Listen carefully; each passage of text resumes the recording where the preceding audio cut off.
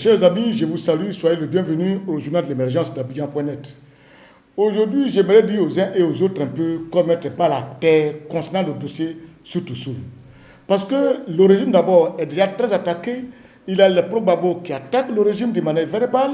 Il y a aussi Mediapart qui attaque le régime du fait du traitement de Laurent Gbagbo, dont le régime même à lui-même a déjà assez de problèmes. Et encore au sein du régime, les pro-Soro et les pro-Ouattara sont en train de s'entredigérer. Je vous ai dit que nous sommes à un tournant décisif de notre vie, qu'il faut éviter d'envenimer la situation, il faut éviter de créer des étincelles. Parce qu'aujourd'hui, hier, depuis que tout a été arrêté, des gens m'appellent de tout part, M. Bidefé, qu'est-ce qui se passe? On a peur de sortir, on a peur, il y a une crainte. Donc, il y a une psychose, une peur qui s'empare de la Côte d'Ivoire. Chacun a peur. Pour tout ce qui nous est arrivé, chacun a peur. Je vous ai toujours dit, M. le chef de l'État, tout ce qui se passe là, ne va pas Alassane Ouattara. Alassane Ouattara, c'est un économiste, il fait beaucoup plus de développement, il est beaucoup plus ancré dans cela. Mais il y a des gens qui sont de Ouattara qui pensent que c'est la fermeté, la dureté qui peut résoudre. Non, ce n'est pas une question de dureté. Ce n'est pas une question de dire que je suis un homme fort. Ce n'est pas une question de dire que j'ai tous les pouvoirs. Ce n'est pas ça. C'est une question de jouer sur une corde beaucoup plus sensible.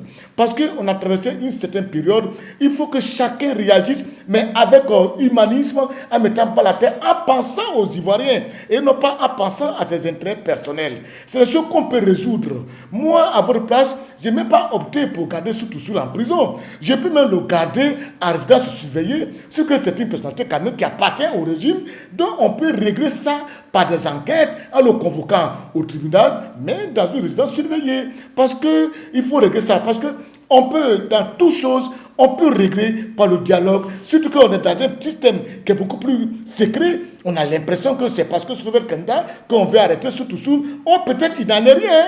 Ça peut être simplement des hommes qui ont été découverts. Il faut qu'on mette des enquêtes, c'est normal. Si on découvre des hommes quelque part, il faut mener des enquêtes. Ce que moi je sais, il y a des poches d'armes, il y a des dépôts d'armes qui sont quelque part. Mais la question que je me pose, pourquoi après la crise, ces hommes n'ont pas été reversés au niveau de l'armée nationale? Ou bien c'est parce que la Côte d'Ivoire était sous embargo et que c'est des armes qui ont été achetées sous embargo. Si on les déverse sur le plan de l'armée, les enquêteurs de l'ONU vont les découvrir. Ou bien c'est pour ça qu'on les a cachés. Sinon, ce que je sais, c'est qu'il y a eu des caches d'armes un peu partout lorsque les forces nouvelles devaient attaquer, renverser Laurent Gbagbo. Abidjan et à l'intérieur du pays. Abidjan, Korogo, Bouaké, il y en a un peu partout. Maintenant, pourquoi après la crise, ça n'a pas été reversé? Peut-être ça a été acheté avec l'embargo, donc les gens ne veulent pas qu'on sache cela. Maintenant, la question que je me pose aussi, pourquoi c'est le jour où les militaires de Bouaké se sont soulevés et qu'on avait une armée à les attaquer, et il y a quelqu'un qui a dit aux enfants de Bouaké, allez-y là, il y a des hommes qui sont cachés là-bas. C'est ça qui m'étonne.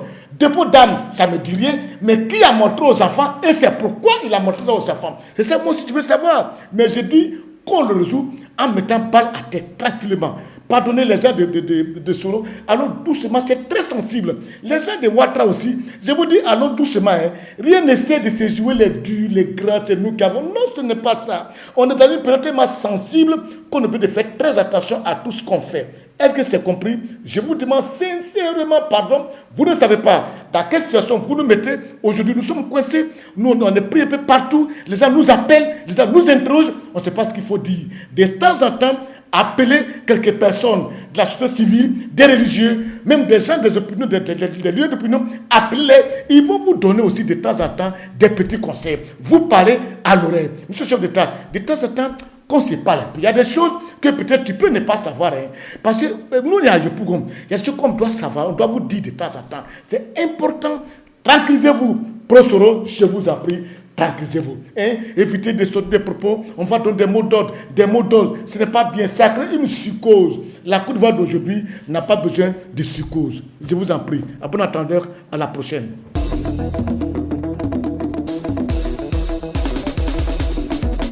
Émergence, doya, émergence, doya, émergence, doya.